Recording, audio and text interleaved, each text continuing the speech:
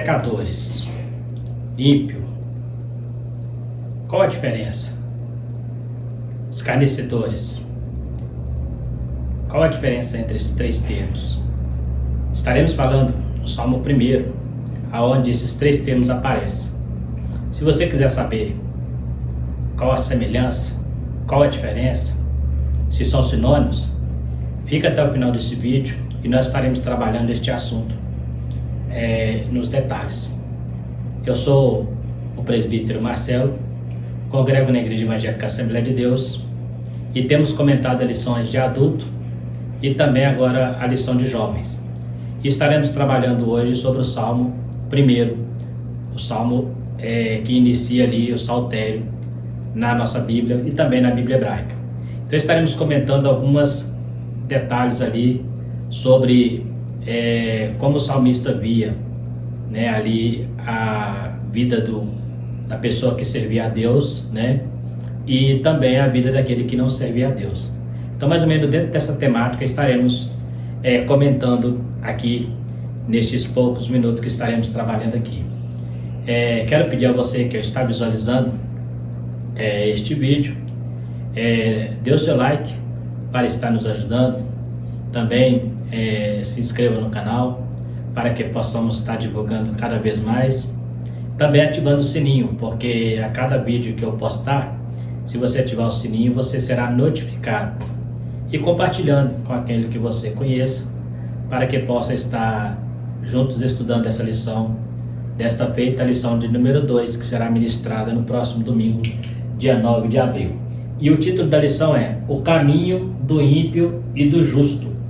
Esse é o tema que é trabalhado no livro de Salmos, o livro 1, a lição de número 2, 9 de abril de 2023. Então vai falar exatamente sobre aquele que teme ao Senhor e medita na tua palavra, E esse será um assunto tratado no segundo trimestre, que é alguns livros de Salmo. Primeiro trabalhamos ali no início uma visão geral, panorâmica, E agora estaremos trabalhando alguns salmos aleatórios. Não dá para falar todos os salmos, que são muitos, mas estaremos tratando alguns salmos aleatórios nesse trimestre. E estaremos desta feita falando sobre o primeiro salmo, que é o Salmo 1.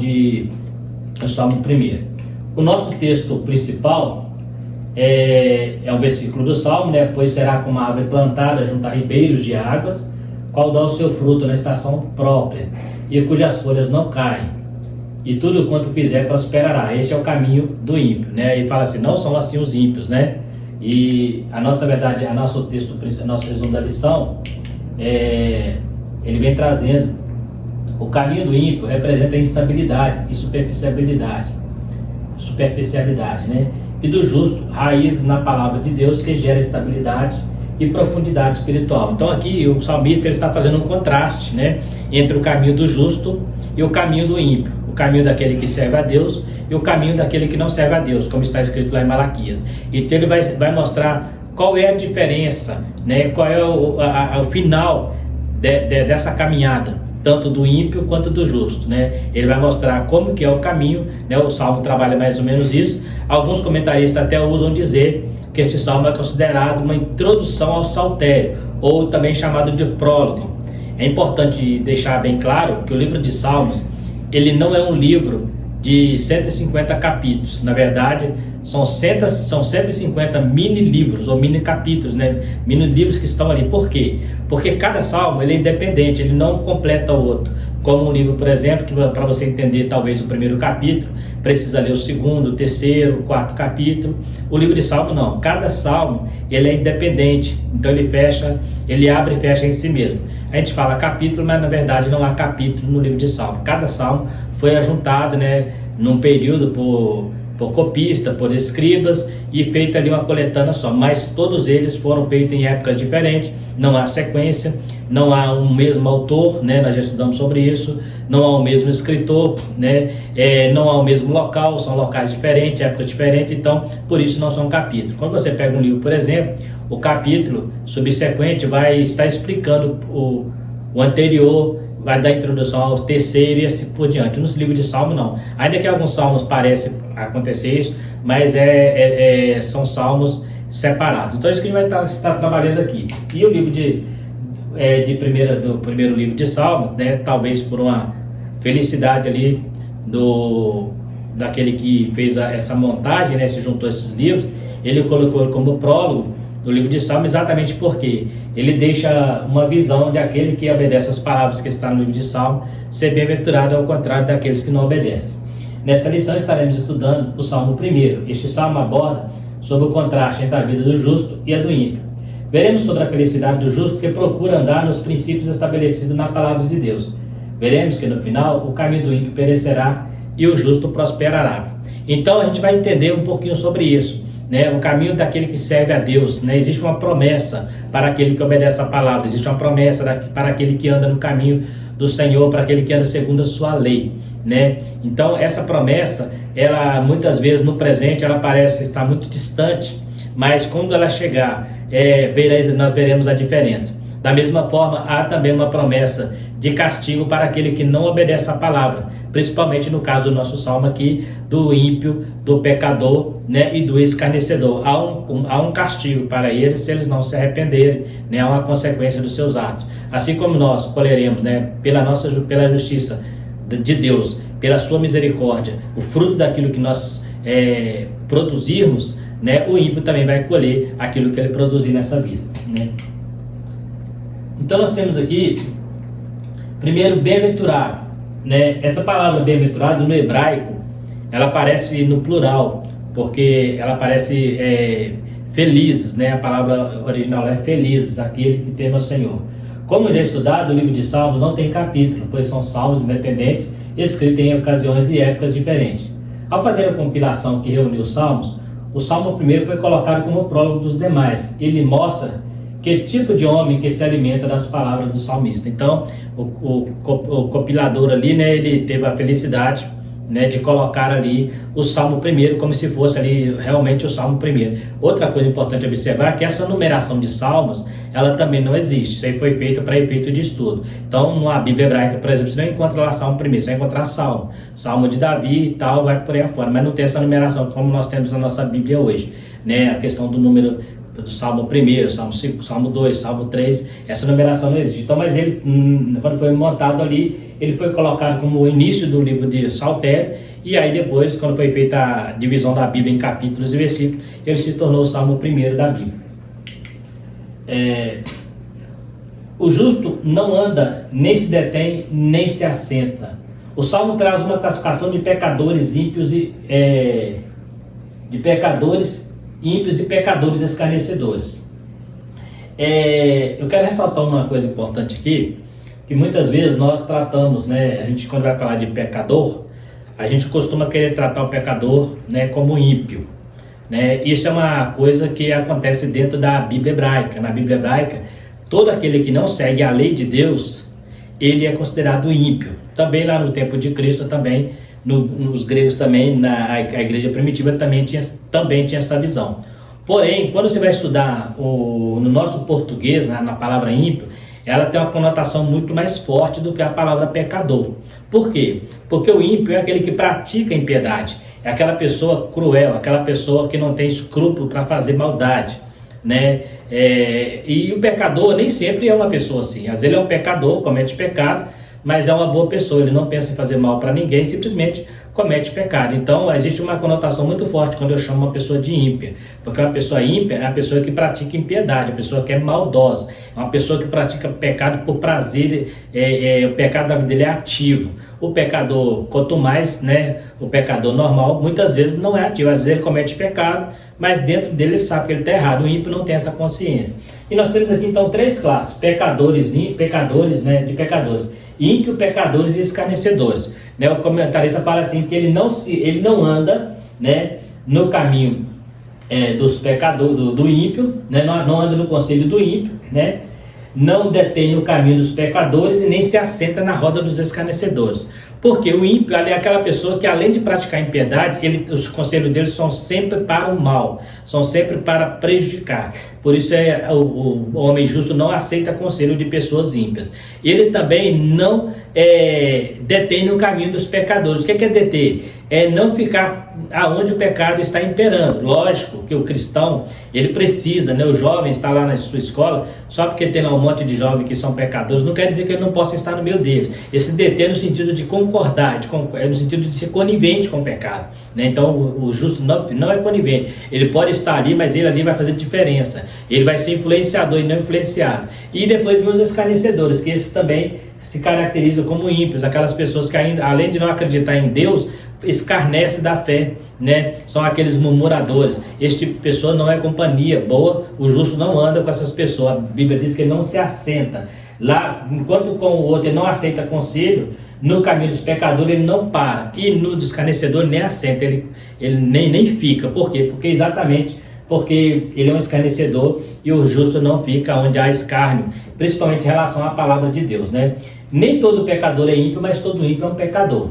Na classe de pecadores, o ímpio aparece no topo, pelo fato de ser não só um pecador, mas uma pessoa má e sem pudor, tem coração maldoso. Tá vendo? A diferença é essa. Às vezes você encontra uma pessoa lá fora, a gente fala, a pessoa não aceita Cristo, ele é ímpio. Nem sempre ele é um ímpio, ele é um pecador, porque ele não é uma pessoa ruim, ele só não aceitou a Cristo, e o pecado na vida dele ainda tem domínio. Mas no geral são pessoas que precisam de Deus, mas não são pessoas cruéis, não são pessoas maldosas, né? E por outro lado existe aqueles que, além de ser pecador, são pessoas que só querem o mal das pessoas. Então esse tipo de gente, né, são pessoas que odeiam todo mundo.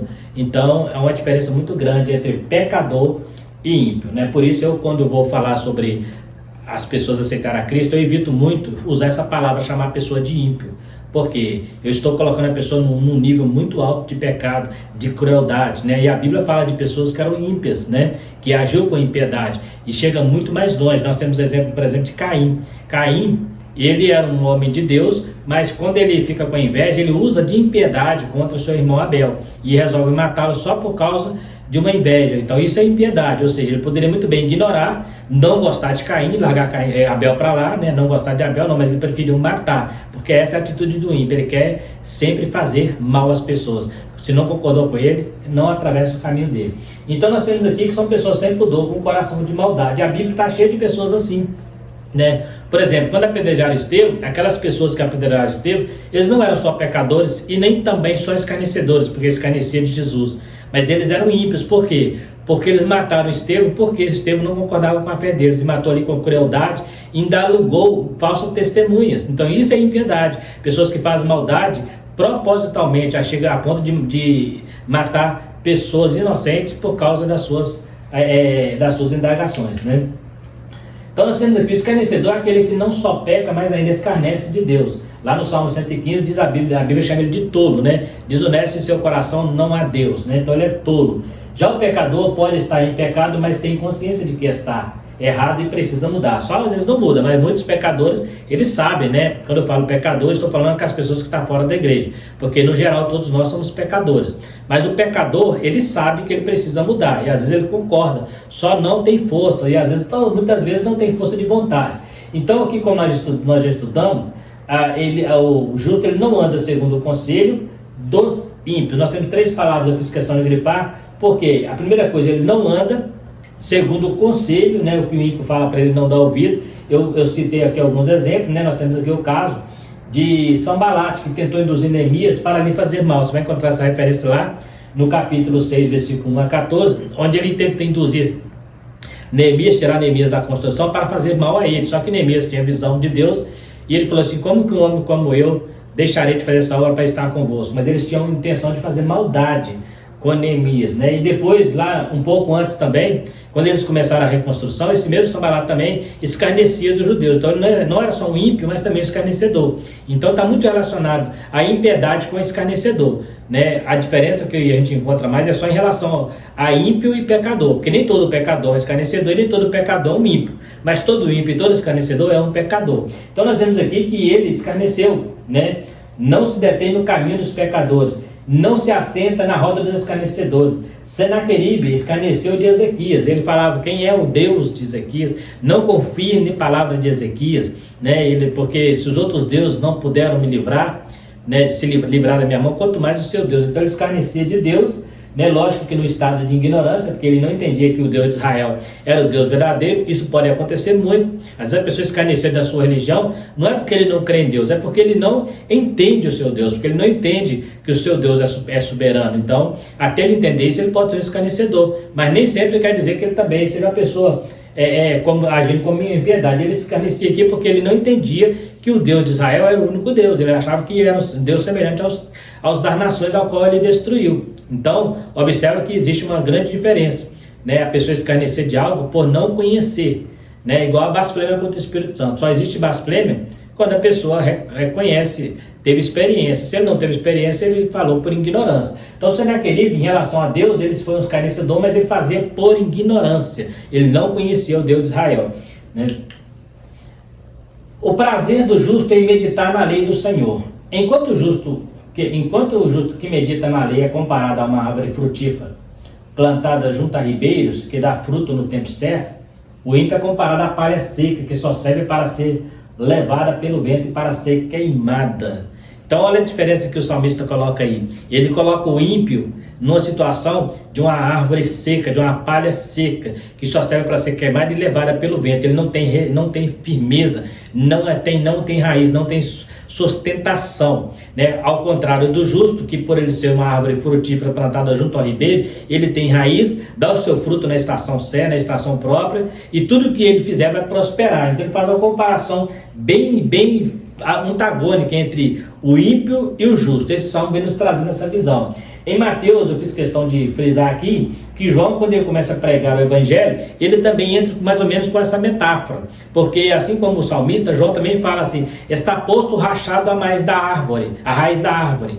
Toda árvore que não der bom fruto será cortada e lançada ao fogo. E depois fala assim: juntará no celeiro seu fruto, seu trigo, mas a palha vai ser queimada, né, com fogo que nunca se apagará. Então João ele entra com essa mesma metáfora do salmista. Ele mostra que aquele que produz fruto, né, que não produz fruto é comparado à palha, né? Então está colocado o machado à raiz da árvore. A árvore que não produzir fruto, ela será cortada. Ela será como a árvore, como aqui no caso do ímpio, como palha, e será lançada no fogo. Então a gente vê que é uma metáfora que é muito comum na Bíblia. Jesus também usou essa metáfora quando ele procurou fruto na figueira, né? Ele falava assim, que ele falou para cá: a figueira nunca mais come alguém fruto de ti, né? O que ele caçava? A figueira simboliza a vida do cristão, o fruto do Espírito, né? Aquela paz, longanimidade, benignidade, bondade, aquelas 9 características do fruto do Espírito. Aquilo ali é o fruto que Jesus procura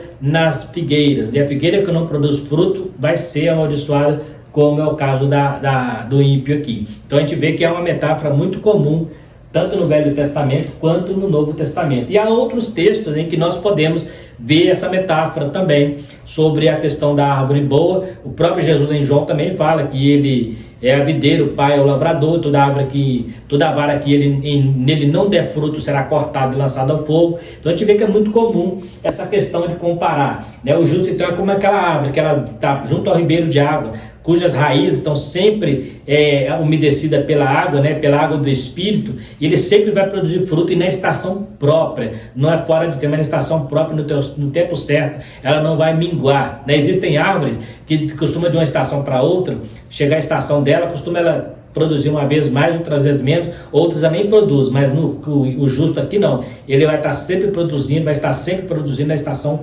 própria e no tempo certo. Que conselho ouvir? Na fase da juventude é muitas vezes um período de transição perigosa. Aparecem muitos conselhos negativos que aos poucos vai minando a fé. Muitas vezes são conselhos baseados em desejos pecaminosos e que ao segui-los a nossa fé vai se esvaindo sem que percebamos. É uma fase muito perigosa, na fase da juventude, da adolescência. Surgem muitas pessoas que começam a dar conselhos errados, né? Às vezes pessoas que não têm referência de pai, não têm referência de mãe, não têm referência de família, e ele começa a dar conselho para pessoas que têm boas referências, e começa a tentar tirar pessoas de cabeça. Nessa fase é muito perigoso. Nas escolas, os jovens têm que tomar cuidado, você não pode ouvir todos os conselhos. Na verdade, nós como cristãos, nós somos os melhores conselheiros que a sociedade pode ter, porque os nossos conselhos não é baseado só nos nossos princípios familiares, mas nos princípios cristãos, nos princípios da palavra, que é sobre todo qualquer princípio. Então, muitas vezes, nessa fase de transição da juventude, é muito comum. Hoje você vai, por exemplo, nos presídios, né? Muitas pessoas que ali estão presas foram porque ouviram conselhos de amigos, foram porque ouviram conselhos errados, né? E achou que ia dar tudo certo e infelizmente se deram mal. Eu estou falando dos que estão presos, mas muitos até morreram no crime por ouvir conselhos negativos. Então você que é jovem, toma cuidado, não vai ouvindo qualquer conselho. Hoje em dia nós temos uma deficiência muito grande na juventude em não ouvir mais conselho dos pais, principalmente numa era moderna como a nossa. Muitas vezes os pais são pessoas que não têm muita cultura, não têm muito conhecimento, e os filhos até ignoram, né, até menosprezam aquela experiência de vida que eles têm, e muitas vezes quebram a cara. E depois, para onde que ele vai correr quando a coisa aperta? Exatamente para o colo daquele que ele menosprezou. Então é importante você entender, né? Uma certa vez, uma pessoa falou comigo que o jovem, ele é forte, mas a experiência está com os velhos, a experiência está com os anciões. Então o que deve fazer? Pegar a sua força que você tem e una a experiência dos anciões. Não, pegue a sua força e una a experiência dos seus amigos. Nós temos um caso excepcional na Bíblia de Reboão, né? Reboão, ele pediu conselho aos anciões. Os anciões deu um bom conselho para ele. Ele não aceitou o conselho dos anciões. O que ele fez? Foi buscar conselho dos seus amigos. Aqueles amigos que viveram com ele na infância, que vieram da juventude, muitas vezes nascido, como diz até em berço de ouro, não sabe o que é experiência de vida. Então, os amigos dele deu conselho para que ele apertasse mais o fardo sobre Israel. Os anciões falaram assim: se você aliviar o fardo, esse povo vai estar tudo contigo. Mas se você apertar, né, já estava apertado ali os impostos por causa de Salomão, né, por causa de tudo que Salomão fez, ele contraiu muitas dívidas, e quem pagava essas dívidas era a população, era o povo judeu, né? Então o povo estava muito sacrificado por tudo que Salomão fez. Então era o momento dele aliviar a carga que Salomão colocou sobre os ombros. O que ele faz? Ele ouve o conselho dos amigos. Cuidado, nem sempre os seus amigos têm um bom conselho para você. Nem sempre os seus amigos têm um bom conselho, porque eles não têm experiência de vida, né? Ainda está começando, está no seu nível. E muitas vezes o conselho experiente é aquele que a pessoa já passou por aquele caminho, né? Quando a pessoa já passou por um caminho, ele pode dizer: não passa por aí porque eu passei, não deu certo, ou eu passei, deu certo, eu passei, quebrei a cara. Então essa experiência é muito mais forte do que o achismo, eu achar que vai dar certo. Reboão, quando ele fez isso, o que ele fez? Ele achou que ele ia continuar reinando sobre as 12 tribos de Israel. Mas o que aconteceu? Ficou só com 2, e mesmo assim porque Deus tinha prometido para Davi que ele poderia ter perdido todas. Então Deus deu 10 tribos para Jeroboão, por ele não ouvir conselho dos anciões. Então fica atento. Não estou dizendo que não existam jovens que não tenham bons conselhos. Existe sim jovens que têm experiência de vida cristã, né, têm maturidade, mas na maioria, principalmente se tratando de pessoas do mundo, nem sempre os conselhos são os melhores. Então tenha cuidado, avalie. Você deve ouvir tudo, mas reter o que é bom, para que você não tenha ouvir aquela frase que ninguém gosta: eu te avisei, né? Então aí a fé, esses conselhos vão minando a fé, né? O melhor conselho é ouvir a palavra de Deus, que mesmo indo na contramão do conselho alheio, é a inspiração de Deus aos nossos corações. O melhor conselho é estar com o justo. Então, por quê? Você tem a palavra. Então, as pessoas precisam pedir conselho para você, principalmente quando se trata do mundo espiritual, né? Hoje nós temos uma gama de jovens, adolescentes, em consultórios psicológicos. Por quê? São pessoas que estão perdendo, né, o equilíbrio de algumas coisas na vida, né? Então, assim, hoje a doença dos séculos é doenças psicossomáticas. Essas são as maiores doenças hoje, né? Os consultórios de psicólogos estão ficando lotados. E quando você vai lá, você encontra jovens, crianças, até mesmo adolescentes, até mesmo crianças, precisando passar por esses consultórios. Por quê? Às vezes existem traumas familiares, existem muitas coisas, e quando você vai pedir conselho para uma pessoa que já tem um trauma de família, o que ele vai fazer? Ele vai trazer aquele trauma para a sua realidade e tentar ajudar na sua vida. Igual aquela pessoa que frustrou no casamento. Você pedir conselho para casais, né, em relação ao seu relacionamento, é evidente que ele talvez não terá um bom conselho para você. Por quê? Porque ele foi frustrado e às vezes muitos deles até têm trauma, né? Já viu aquele ditado de as pessoas dizerem todo homem é igual, né? Porque a mulher se frustrou com os homens e acha que todo mundo é igual. É uma mentira, mas tem gente que acredita nessas falácias. Então, cuidado, você que é jovem, seja uma pessoa esperta, seja inteligente, leia a palavra de Deus, peça orientação às pessoas mais velhas que têm uma experiência de vida, porque eu tenho certeza que se você seguir por este caminho, você vai se dar muito bem em qualquer lugar que você estiver, em qualquer setor que você estiver. Deus vai te honrar exatamente por você procurar o conselho no lugar certo, que é na palavra de Deus e nos anciões, e não fazer como Reboão, que perdeu 10 tribos por ouvir conselhos de jovens rebeldes, né? Deter no caminho os pecadores. Então, ainda que você não ouve conselhos, também não deve se deter. O que é se deter? É parar. Você está passando, chama ele para vir com você. Se ele não quer vir, você não deve ficar no caminho que ele está, porque o caminho que ele está leva à perdição, né? Significa não somente não ouvir os conselhos dos ímpios, mas também não ficar onde o pecado impera. Não quer dizer que não podemos estar junto a pecadores. O que não pode é ser influenciado pelos pecadores contumazes. O verdadeiro cristão é influenciador, como era Jesus, que mesmo em meio a pecadores não se contaminava. Então, observa. Você não é proibido estar no meio de pecado, né? Mas vou dar um exemplo aqui. Você está numa turma de amigos. Você tem que estar no meio dos pecadores, porque é lá que a sua luz vai brilhar. Mas vamos supor que naquele grupinho de amigos tem alguém ali fumando maconha, ou mexendo com coisa ilícita, né? Vamos dizer assim. Aí você fica ali, a polícia passa e dá o pulão ali, pega aquele rapaz, aquela moça, seja lá quem for. Se você estiver junto, você vai também. Até que você vai tentar explicar aquilo ali, vai dar um problema sério, porque você está junto com ele. Talvez você pode até dizer, eu estava até evangelizando ele, mas na hora que a polícia pegar, você vai ter que se explicar. Então tenha muito cuidado com os ambientes que você frequenta, com as pessoas que você frequenta. Às vezes a pessoa está ali com a arma ilegal, né, com algo ilícito, e você está ali até na inocência, porque você acredita que não vai dar nada, que não vai ter problema, e você pode arcar com um prejuízo muito grande, arcar com as consequências de um problema que não é seu. Então cuidado com as más companhias, né? Cuidado com esse tipo de gente. E aí você deve ser influenciador, até porque o cristão verdadeiro, o homem de Deus, a mulher de Deus, o jovem santo, ele não consegue ficar muito tempo próximo de pessoas que são escarnecedores, pessoas que estão vivendo no pecado e não querem mudar de vida, né? Os escarnecedores, não se assentar na roda dos escarnecedores, não ficar junto ali. Está vendo que a pessoa está escarnecendo, está falando mal do seu próprio Deus, da sua religião, né? Ou de religião alheia, que você não pode também ser muito achar que é exclusivista, achar que é só a sua religião. Então ele pode estar falando de outra religião, escarnecendo. Cuidado, né? Inclusive existem cristãos que escarnecem de outras religiões. Cuidado, que você pode estar ferindo a fé de pessoas inocentes que está enganada e precisa ser mudado o comportamento.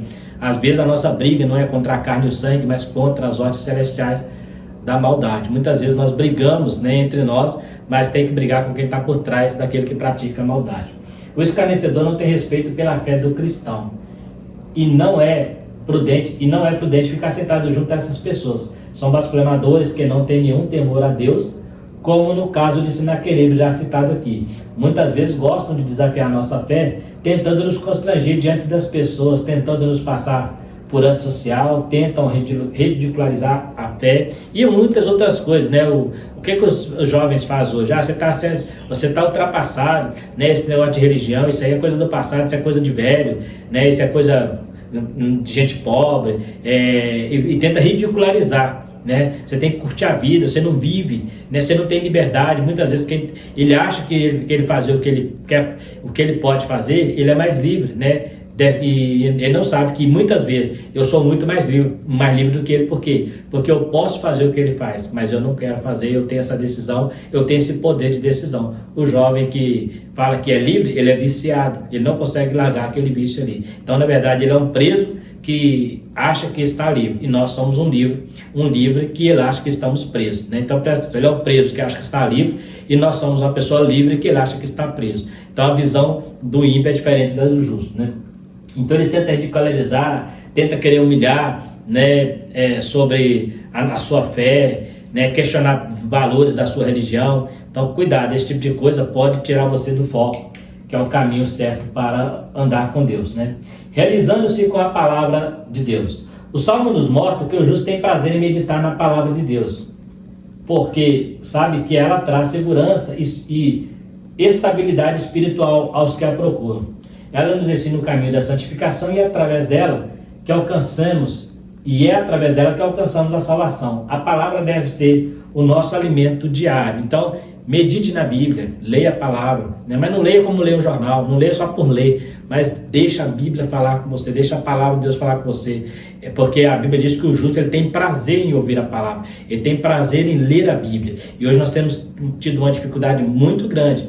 Quando se vai ler Bíblia, as pessoas têm muita dificuldade. As pessoas ficam horas a fio no celular, assistindo um filme, mas não conseguem ficar 10 minutos lendo a Bíblia.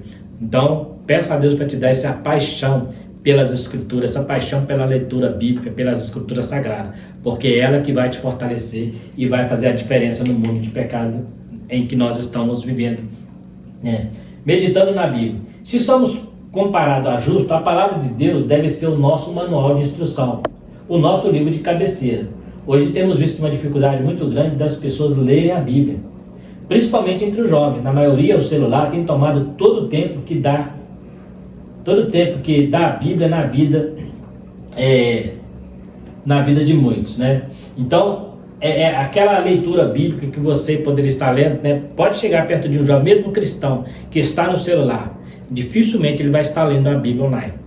Para ele dizer assim, não, ele está com o celular, mas ele está lendo a Bíblia ali. Muito difícil você encontrar um. Ele vai estar olhando, artista, Instagram, WhatsApp, até Facebook, mas a Bíblia, dificilmente você vai encontrar alguém que vai estar lendo ela ali. Eu falo de jovem, mas existem muitas pessoas velhas também, pessoas mais velhas, que estão no mesmo caminho. Hoje você anda na rua, as pessoas estão como zumbis. Por quê? Eles vão até para atravessar uma faixa de pedestre, eles atravessam olhando para o celular. Corre o risco do sinal abrir, eles nem veem, né? Então, as pessoas andam olhando para o celular e nem cumprimenta mais as pessoas na rua, a pessoa passa perto de desconhecido, nem vê mais, de tão viciado que se tornou o celular na vida das pessoas. E o problema maior de tudo isso aí, não é só esse vício, é que isso tomou lugar das Escrituras, de um bom livro, né? Uma leitura de um bom livro, não só livro evangélico, mas um livro que te traga conhecimento. As pessoas não têm mais tempo, porque hoje é muito rápido. Hoje você vai no YouTube, né? Você vai lá no YouTube lá, ou no Google, você tem resposta muito rápida, aí vem resposta até sem pesquisa. Então, assim, como uma coisa que se tornou muito útil, mas também traz muito prejuízo. Então, você precisa dosar isso. Eu preciso da internet, eu preciso da mídia, sim, é muito útil. Aqui estamos usando a mídia, aqui estamos usando a internet, mas eu preciso mesclar aquilo que eu vou ouvir, mesclar aquilo que eu estarei assistindo, mesclar aquilo que eu estou vendo. Como diz o salmista, né? Não colocarei coisas más diante dos meus olhos. Então, cuidado com isso, né? Então nós temos aqui que, se não tem prazer na leitura bíblica, precisa rever conceitos, né? O Salmo 119, versículo 9 diz assim: como purificará o mancebo o seu caminho, né? Como purificará? É uma pergunta. Como você vai purificar? Observando segundo a palavra do Senhor. Mas se eu não observo, como eu saberei que eu tenho que me purificar? Então é importante eu estar lendo a Bíblia, né? Pedindo a Deus que me oriente através da sua palavra. Eu gosto de dizer que quando nós estamos orando, Deus ouve a nossa voz. Mas quando estamos lendo a Bíblia, nós ouvimos a voz de Deus. Então é importante você ter isso em mente. Quando você está lendo a Bíblia, ela está falando com você, ela está falando ao seu coração, e através dessa fala da Bíblia na sua vida, ela vai transformar o seu interior, e você vai produzir frutos, como diz João Batista, frutos dignos de arrependimento, ou como diz o próprio Salmo, produzirá fruto no seu tempo certo. Então preste atenção, isso é excepcional para a vida do cristão. O Salmo 119 nós conhecemos como um acróstico, né?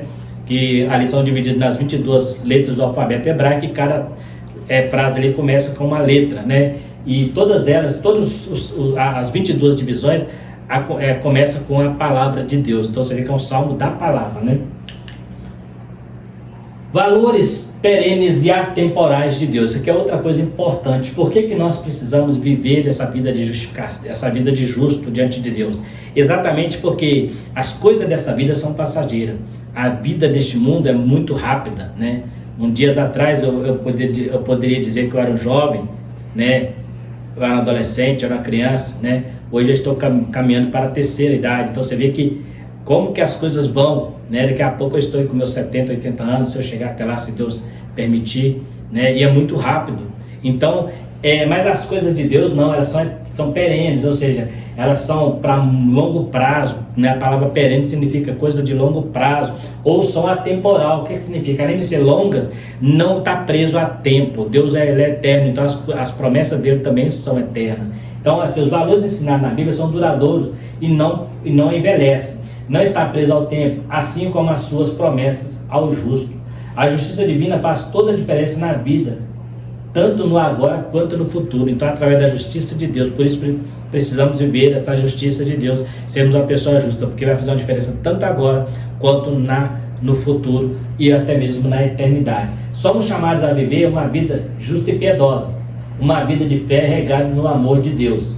Precisamos viver os conselhos da palavra de Deus todos os dias de nossas vidas, para continuarmos vivendo uma vida justa diante de Deus. Então, precisamos entender que nós precisamos regar a nossa vida com essa justiça de Deus, né? Recebendo de Deus essa fortaleza pela sua palavra e regar tudo isso no amor, porque o amor, ele que rega toda a Bíblia, né? Todo o conceito bíblico tem que ser no amor. A Bíblia diz que o amor é o mais importante de todos. No final, lá em 1 Coríntios capítulo 13, permanece a fé, a esperança e o amor, mas o maior desses é o amor. Então é importante que nós, para vivermos essa vida de justo, vivendo o conselho da palavra, mas que recebamos isso com amor e levamos isso com amor para o pecador. Os valores são perenes, porque são a longo prazo, não são coisas passageiras, e atemporal, não depende do tempo. Nós estudamos na lição de adulto, por exemplo, que Deus prometeu um filho para Abraão e tinha 75 anos. Esse filho veio nascer com 100 anos. Então demorou muito tempo para Abraão, mas para Deus não, porque ele não está preso a tempo, né? Estudamos também na lição de Isaac, né? Inclusive, quero convidar você a estar visualizando lá, né? A lição 2 de adultos, onde falamos sobre a predileção dos filhos. Ali Isaac orou 20 anos para que Deus curasse Sara. Para Isaac foi muito tempo, mas para Deus não, porque o tempo, Deus é atemporal. Então, quando Deus te promete, você pode ter certeza, se Ele te prometeu no tempo dele, Ele vai fazer do jeitinho que Ele prometeu, porque Ele não falha em suas promessas. O importante é vivermos uma vida justa diante dele, para que possamos alcançar as suas promessas que Ele tem dado a nós, né? Na conclusão, então, podemos dizer que o Salmo 1 é uma resposta às indagações de Asaf no Salmo 73. É interessante que o Salmo 73, Asaf, ele começa a fazer essa mesma comparação do Salmo 1. Né? Observa que ele fala assim: em vão tenho lavado minhas mãos na inocência, porque o ímpio prospera em seu caminho e eu padeço necessidade. Então é para você ver, ao vê-lo prosperar, ele quase se desvia. Ele fala assim que aos poucos ele se desviava ao observar a prosperidade do ímpio aqui na terra. Lembra que nós falamos agora que as promessas de Deus é atemporal, a do ímpio é temporal. Então o ímpio pode ter bênçãos materiais aqui, pode ter bens materiais, mas é temporal. A de Deus é atemporal. E Asaf ele não estava entendendo. E aí ele fala: em vão lá, eu tenho que purificar as minhas mãos na inocência. Agora, quando ele entra no santuário e percebe que o caminho do ímpio é escorregadio, então o que ele percebeu aí? Que aquela alegria toda, aquela euforia toda do ímpio, aquilo é escorregadio, que aquilo vai acabar. Porém, aquele que permanece no Senhor, ele vai continuar sempre prosperando. Então, olha a diferença. Esse Salmo 1 é como se fosse uma resposta ao salmista, né? Porque ele estava tendo dificuldades para entender como que pode ele ser um homem de Deus, um homem santo, passando dificuldade, e o ímpio prosperando. Mas ele entendeu o seguinte, que o mesmo cristão, o justo passando necessidade, ele é como a árvore plantada junto a ribeiros de água, que no tempo certo, e o tempo pode não ser o seu tempo, mas o tempo de Deus vai produzir fruto. Mas o caminho do ímpio é como a palha, que o vento leva para onde quiser. Vai ser seca, vai secar e vai ser lançada ao fogo. E vai queimar no fogo que nunca se apagará, como nós lemos lá na pregação de João Batista. Então a diferença está aí, né? Aparentemente o justo pode até estar sofrendo mais do que o ímpio, né? Na vida física, mas na vida espiritual é o final que conta. É como eu vou chegar do lado de lá que vai contar. Então, o que eu passar por essa vida não pode... o apóstolo Paulo ele chega até a dizer que as aflições deste mundo, as tribulações desta vida, não há de se comparar com a glória que teremos. Poderemos dizer a mesma coisa para o ímpio, que as suas alegrias, as suas vitórias, a sua prosperidade nessa vida não há de comparar com o castigo que receberá se não entregar a vida para Jesus. Então, são atemporais. O final é que conta. O justo prosperará, o ímpio, ainda que pareça estar seguro, perecerá no seu pecado, se não se arrepender, é claro, né? Então, a gente vimos aí como que é essa comparação do livro de Salmo, a diferença entre o justo e o ímpio. Malaquias também fala isso, né? Então, vereis a diferença entre o justo e o ímpio, o que serve a Deus e o que não serve. A diferença vai ser no final. Hoje parece que está tudo igual. Hoje parece que está tudo normal. As pessoas estão fazendo impiedade, cada dia mais acrescentando pecado a pecado, e parece que Deus está no silêncio. Mas vai chegar um dia em que Deus vai falar igual com Noé. Noé, faz para ti uma arca, porque com você, que é justo, eu estabelecerei a minha aliança, mas vou destruir o restante que não quer obedecer a minha palavra. Meu espírito não ficará mais com essa gente. Então observe, enquanto é dia, nós precisamos ter esse cuidado, né? Não largue a sua fé, não deixe que os conselhos do ímpio te tirem do caminho, não deixe que o caminho do pecador te influencie, e não fique em roda de pessoas que escarnecem. Por quê? Porque você pode correr um risco muito grande de receber uma bênção temporal e perder uma bênção atemporal. Você pode ser beneficiado, ganhar tapinha nas costas, fazer até mais amigos. Mas cuidado com os amigos que você tem. Citamos aqui que os amigos de Rehoboão fez com que ele fizesse uma divisão no reino de Israel. Apesar de que já existia uma profecia relacionada a isso, quando eles resolveram pecar, né, decidiram partir para o pecado, né, surgiu uma profecia, está lá no livro de Reis. Porém, Rehoboão foi o canal usado para fazer uma divisão de Reino Norte e Reino Sul. Por quê? Porque deixou de ouvir conselhos sérios, conselhos de homens que conheciam a palavra, para ouvir conselhos de jovens rebeldes como ele, que não sabia dar conselho, porque eram pessoas da mesma idade, né? Então é muito perigoso hein, pegar conselho com pessoas que, quando você olha para ele, não tem experiência de vida, né? E muitas vezes dá conselho na base da teoria, né? Ou baseado em experiência alheia, que muitas vezes não serve para nós. Experiência alheia serve para quem teve a experiência, nem sempre ela serve para mim. Então precisamos ter esse cuidado. Então está aí mais uma lição estudada, que é o livro de Salmos, o livro primeiro. A gente sempre vai falar capítulo, porque isso é um vício que a gente tem, e não é errado falar, não tem problema falar, isso não muda o texto, mas só lembrando que Salmo, eles são independentes. Então Salmo 1, Salmo 2, o 2 não é a continuação do 1, o 3 não é a continuação do 2, são salmos independentes que foram compilados e juntados no saltério. Então, estamos aí estudando, terminamos esse salmo aí, e se você tiver alguma dúvida em relação a esse tema, né, mais alguma coisa que você quiser, né, que a gente comente também, pode estar perguntando para a gente aí nos comentários, que na medida do possível a gente estará respondendo.